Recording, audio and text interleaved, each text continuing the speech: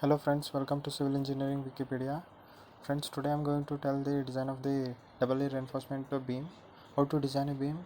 So let's take an example, that is design a rectangular reinforcement concrete beam for a span that is 4 meter. The span is given, means the length is given as 4 meter, and the superimposed load is given as, that is live load is given as 35 kilonewton per meter, and the size of the beam size is also given, that is 250 is taken as breadth, and the higher dimension is taken as 400 that is depth. Okay, the size is given, live load is given, and the length is also given, and the grade of concrete used is 20 M20 grade of concrete. FCK is given, and FI is 415 steel is used. Okay, now support width is 300 each, and effective cover is given as, effective cover means D dash is also given. So let's start the solution. Before starting the solution, if you are new to my channel, please do subscribe my channel for more videos related to civil engineering and basic information, basic knowledge for interview as well as for the advanced purpose also. So, and also click on bell icon. So let's start the example, that is solution. B is given, that is 250, and depth is given as 400 and effective depth is D dash is given as 40 and FCK is also given, and FI is also given. From this we can get overall depth is given as 400. This one, effective depth here to here it is given.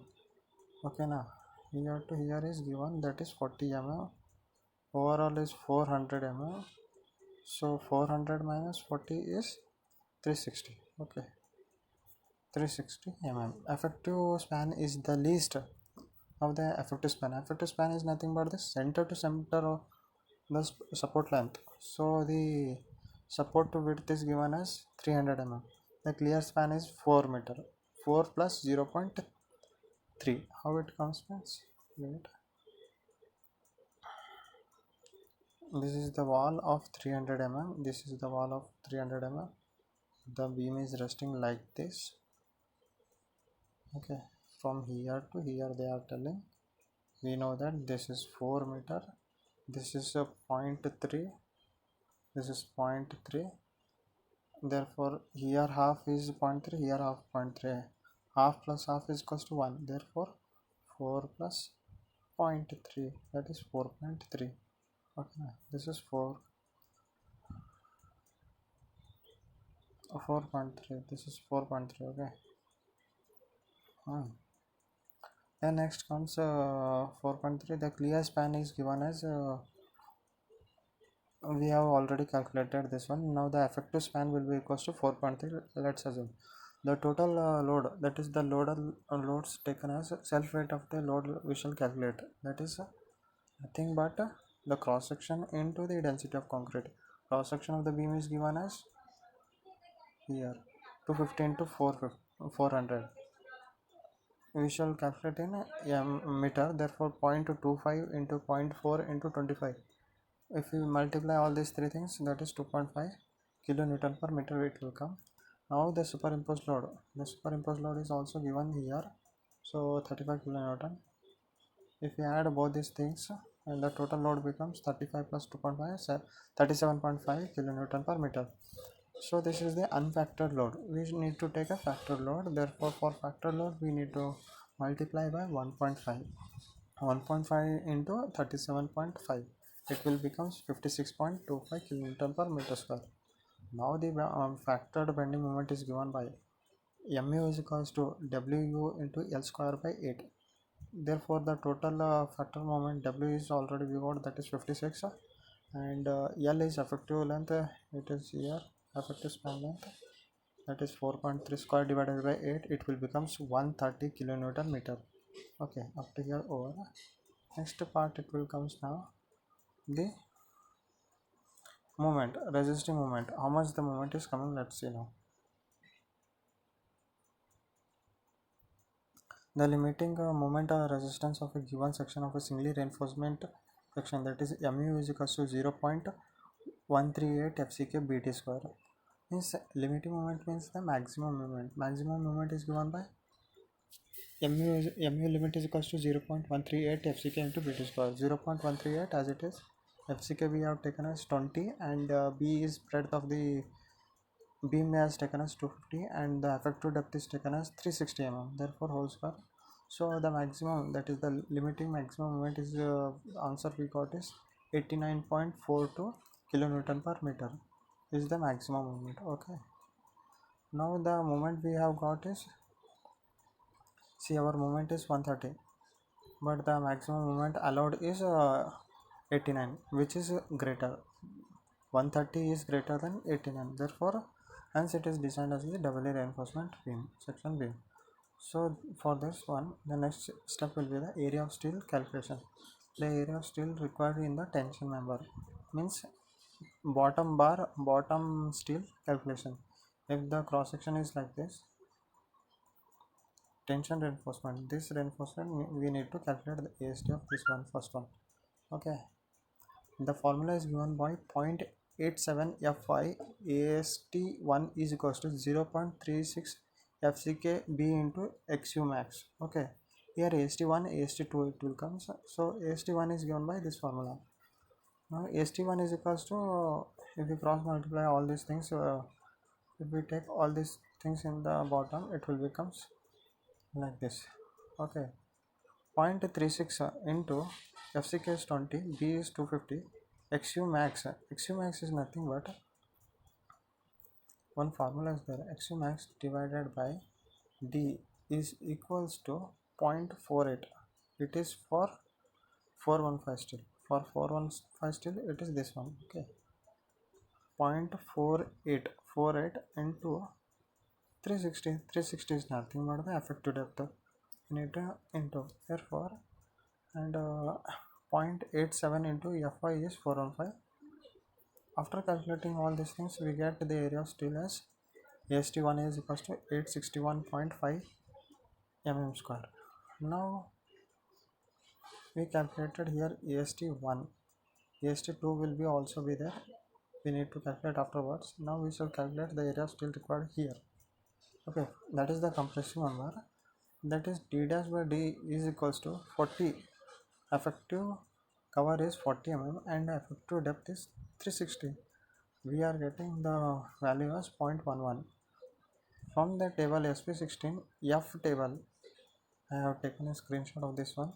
See here, we got D dash by D is equals to 0.11 for calculating FSC, that is the characteristic strength of concrete. For calculating this FSC, we need to refer the SP16 table number F. It will look like this. It is around the page number is 13 or 12. So in that one it is given clearly that FSC can be calculated. Here this side is given as Fi. Fi is 415. Our is 415. Our is 0.11. Okay, we need to interpolate this one. So we get the value after interpolation, that is for 0.10 it is 353, and for 0.15 it is 342. So for 0.11 how much the value it will comes. After calculating we get the value, that is, once again, okay, after getting the value we get FSC is equals to 351. Okay, 351. You can even take directly also near value. Okay, no need to worry about this one. For the design problem, FSC table F of SP16 is values D dash divided by D. Okay. Okay, similarly what we have to do means for the remaining bending moment has to be resisted by the couple consisting of compression steel and the corresponding tension steel, that is see here the maximum bending moment allowed is 89. We are getting the total load as 130. So remaining moment, that is 40.58 kilonewton, this should be resisted by the compressive member, that is the top reinforcement. It should take care of this moment also. Okay, for that one only we are calculated. Mu2 is equals to is given by Mu2 is equals to FSC into ASC into D minus of D dash. Okay, the extra moment in this is The extra moment we need to take care of this one is 40.58. Therefore 40.58 FSC is already calculated. AC already we need to calculate AC, that the area of steel required for this moment, and effective depth and effective cover. Okay. For overall, after calculating all these things, we get AC. The area of steel required in the compression member is 361. This is why, because the extra moment, the doubly reinforcement beam purpose only, this area is taken on the top reinforcement. Means we got this moment, extra moment will take care of this. That is AST we got now only. Okay, additional steel, that is tensile steel, that is given by the formula 0.87 Fy AST2 is equals to FSC into AC. Therefore, area of steel, extra steel at the tension bar is given by this formula. FSC is nothing but, already we have calculated 351, and area of at the compression already we know that if we put all these values we get 351 mm square. So the total AST tensile steel provided at the downside is AST1 plus AST2. Total, this is the total AST. Okay, that is 861 here, 861 this one, and AST1 and AST2 both we add means we get this one 1212 mm square. Okay, for this pi by 4 into d square, if we calculate we get 4 number of 20 mm bars in the tension member and 216 mm bar in the compression, that is AC for compression member. That is nothing but by the formula, the total area divided by a small area, that is pi by 4 into d square. D is taken as 20 mm square, so we get all this steel. If you want to do in the other method, by directly using the SP16 also we can calculate, that is by taking the moment mu by bd square. We already know that total bending moment we got is 130. We need to take here bending moment divided by b into d, that is 250 into 360 square. The value becomes here, and d dash divided by d is equals to this much. From the SP16 we get from the table number 50, there will be one graph like this. Here one mu by bd square will be there, here one more value will be there, here one graph will be there, how at what point it will touch that value. From that point to value you will get the PT, percentage of steel is equals to 1.342, and PC also you get correspondingly. Okay, it is given by 0.408. We know that the total area, cross section area. So therefore PT, percentage of steel required at the bottom, is given by PT, percentage of steel into B into D divided by 100. So we get the tensile reinforcement as 1208 mm square. And similarly for the top reinforcement we get the area as AC is equals to PC into B into D divided by 100. So we get top reinforcement, that is for the compressive member also 367. Okay, thanks for watching my video. Please do subscribe for more videos. Okay, bye bye.